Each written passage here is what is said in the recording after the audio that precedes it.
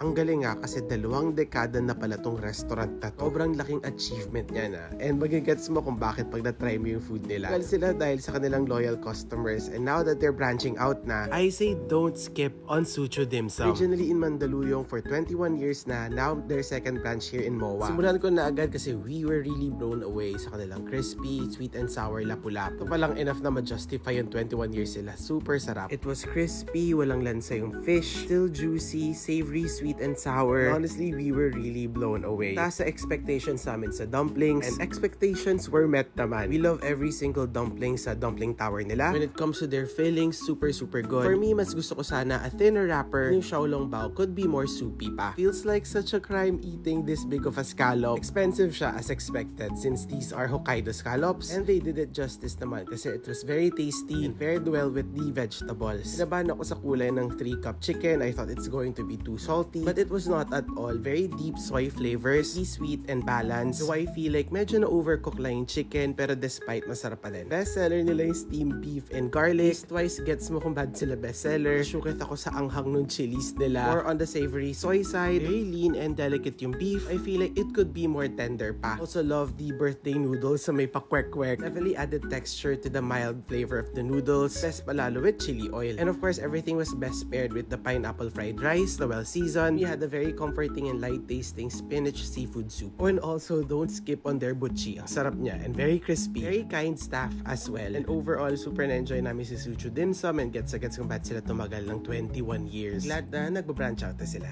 Ichoy!